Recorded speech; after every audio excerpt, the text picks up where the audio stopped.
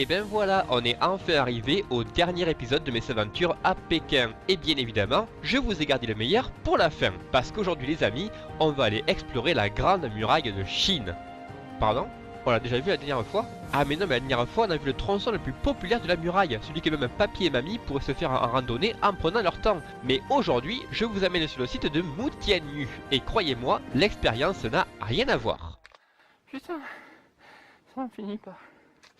Allez, je grimpe dans le téléphérique et on se retrouve au sommet de la colline juste après l'intro. Enfin, s'il n'y a pas un câble qui se détache entre temps parce que je commence vraiment à flipper moi avec tous ces grincements.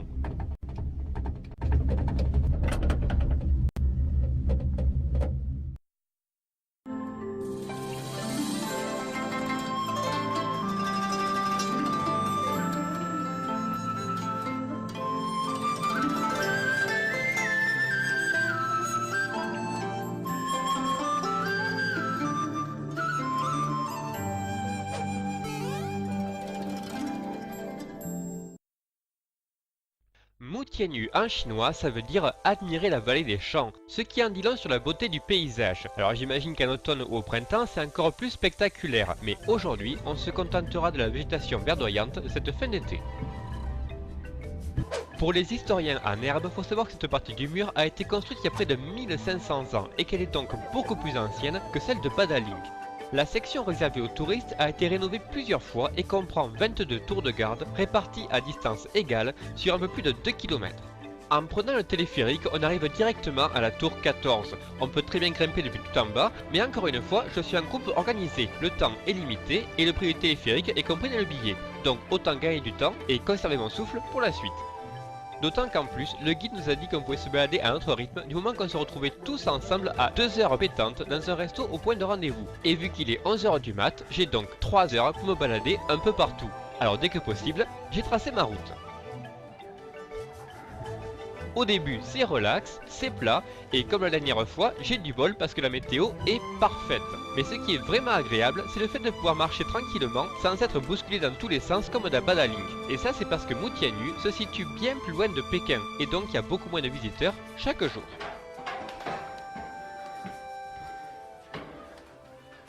Bon, par contre, ce que j'avais pas calculé, c'est que la partie gauche, c'est celle qui monte le plus et tout d'un coup, tu tombes devant un escalier gigantesque qui grimpe quasiment à la verticale. Et je vois déjà plein de monde sur le bas-côté qui s'arrête pour faire une pause.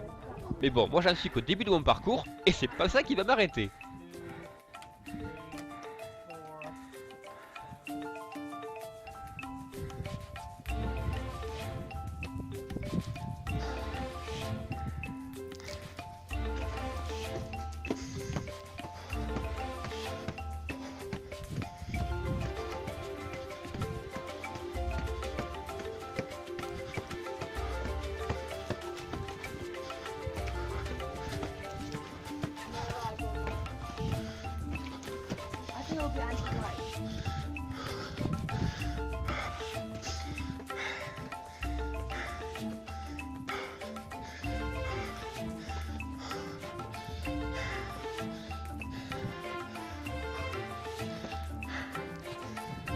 Ouh, y a pas à dire, ça tire sur les genoux. Hein.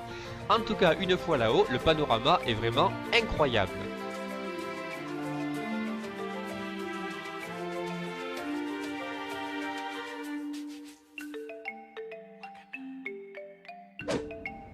À ce stade, il y a déjà pas mal de monde qui fait demi-tour, mais vu que je suis pas encore arrivé au sommet, je préfère continuer mon ascension. À partir de là, c'est encore plus escarpé, mais l'avantage c'est que j'ai maintenant accès à une section du mur qui a été moins restaurée et qui a un aspect plus authentique que tout ce que j'ai pu voir jusqu'à présent. Et puis comme la plupart des touristes préfèrent rester où c'est plat, plus j'avance, moins il y a de monde sur la route.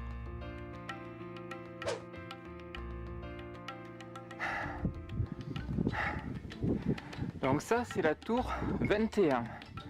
En général les gens ils s'arrêtent à la tour numéro 20 pour des raisons évidentes. Parce qu'après ça grimpe beaucoup plus et c'est beaucoup plus difficile de s'accrocher aux barrières ou au rebord.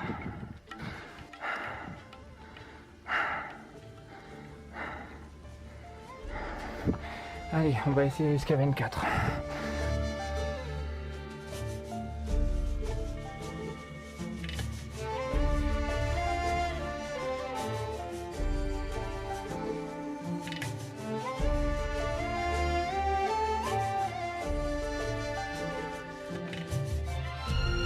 Bon, maintenant, faut que je vous explique un truc.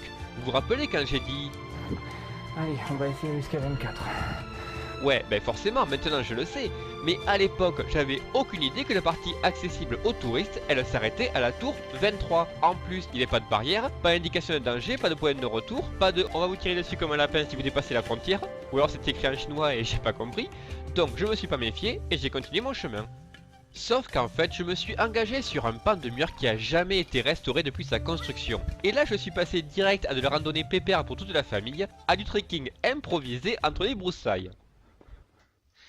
Alors déjà la végétation à la base c'est pas pratique, mais alors quand on est grand, c'est encore pire.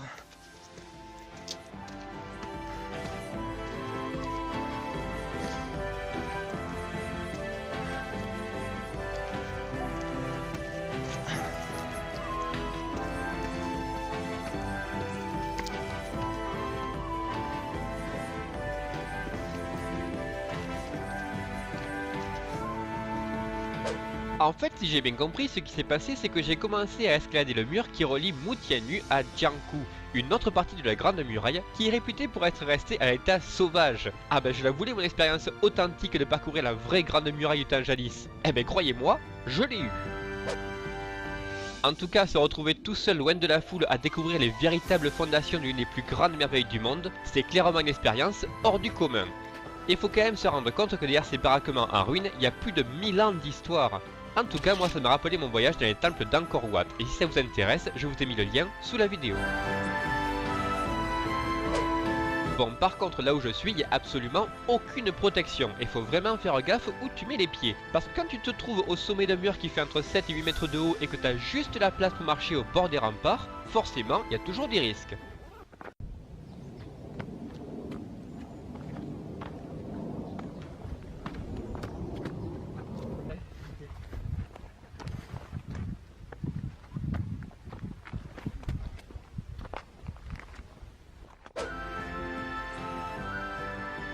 Mais le plus important pour moi, c'est de garder un œil sur la montre, parce qu'il faut que j'aie le temps de faire le chemin du retour avant de trop m'éloigner.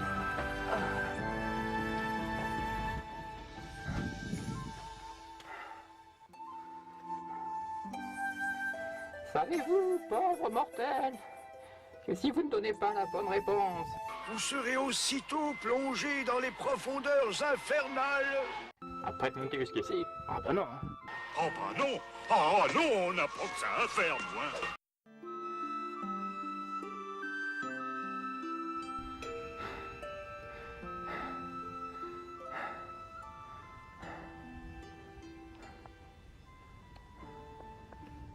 Allez, je me tente de celui-là là-bas.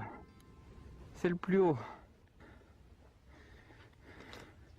Comme dans tous les cas ça reste une ligne droite, il n'y a aucun risque de se perdre. Mais ça ne veut pas dire que c'est toujours évident de trouver la suite du parcours.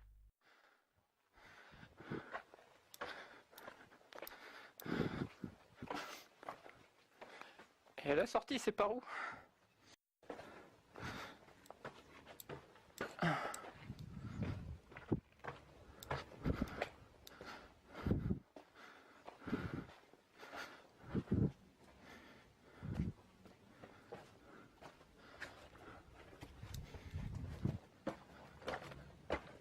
Je crois que pour sortir, il faut mettre le pied là, les mains ici, et grimper.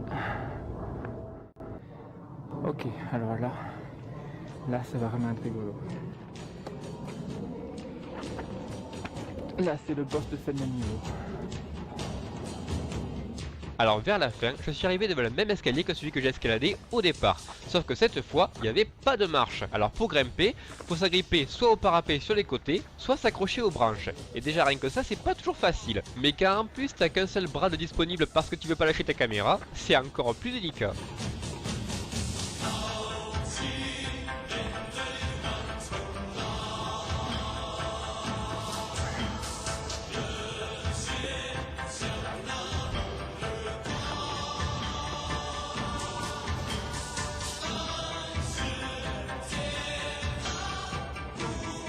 Il y avait un couple devant moi qui était déjà à mi-chemin. Ils avaient presque aucun bagage et ils montaient en prenant leur temps. Moi je suis chargé comme une mule et je monte juste avec un bras, mais je suis quand même arrivé à les dépasser. Bon par contre je me crève plus rapidement, c'est logique. Mais faut pas oublier que j'ai encore tout le chemin de retour à faire pour retourner au point de rendez-vous.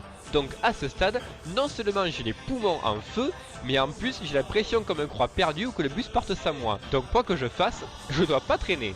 Et puis de toute façon j'aurais pu rebrousser chemin il y a déjà très longtemps, mais j'ai vraiment envie de savoir à quoi ressemble la vue depuis le sommet. Putain, ça en finit pas.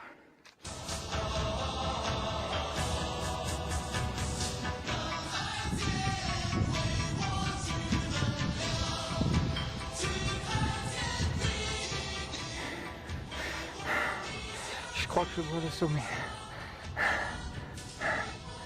Ouais, je crois que c'est le sommet.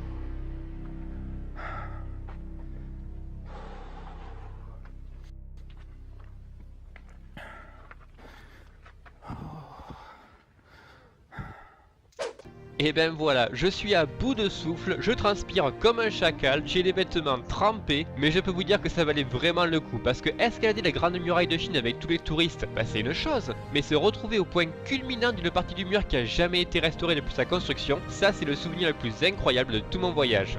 Et puis juste comme ça en passant, j'ai fait ça le 21 septembre, le jour de la Saint-Mathieu, donc pour le coup, je me suis vraiment fait plaisir.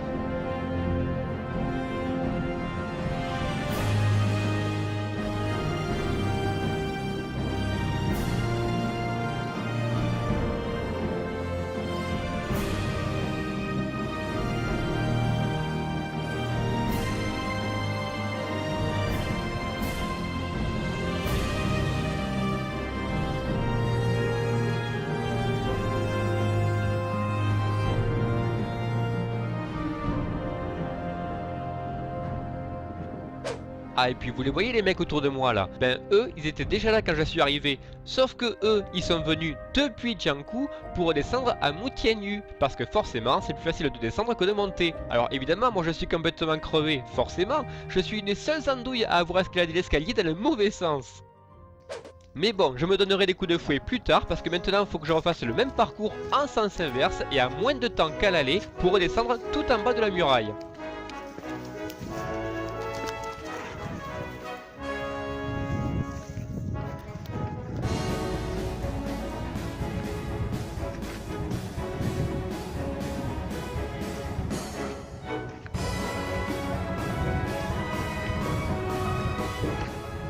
Qu'il pleut pas et qu'il n'y a pas de vent, parce que là je fais pas le mal.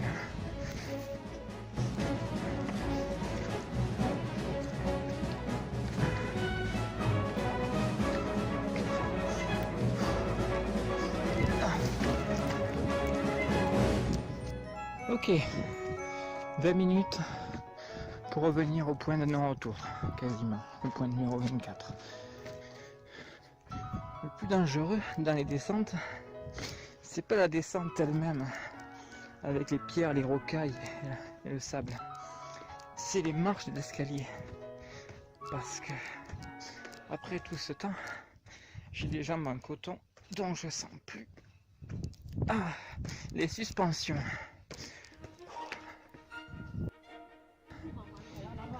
Allez, j'ai mis un quart d'heure, voire 20 minutes pour faire le tour jusqu'à la tour 20. Maintenant, il me reste autant pour faire de la tour 20 à la tour 14, reprendre le téléphérique, marcher jusqu'à l'entrée et attendre les gens au restaurant, là où on se retrouve tous. Et les touristes maintenant, retour à la civilisation.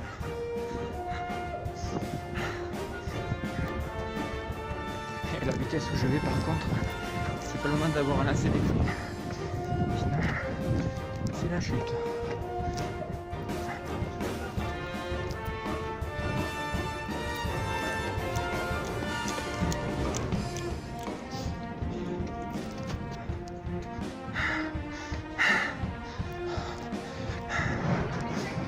il est 45. Je suis plus très loin.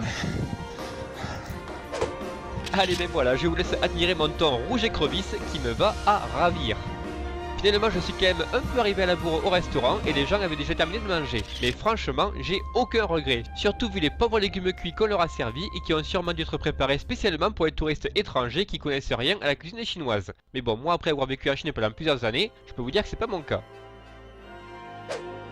En tout cas, merci d'avoir suivi mes aventures à Pékin. J'espère que vous aurez pris autant de plaisir à regarder chaque épisode que moi à faire ces vidéos. N'hésitez pas à partager, commenter ou à vous abonner pour me soutenir. Et moi je vous dis à un de ces quatre pour de nouveaux vadrouillages. Ciao!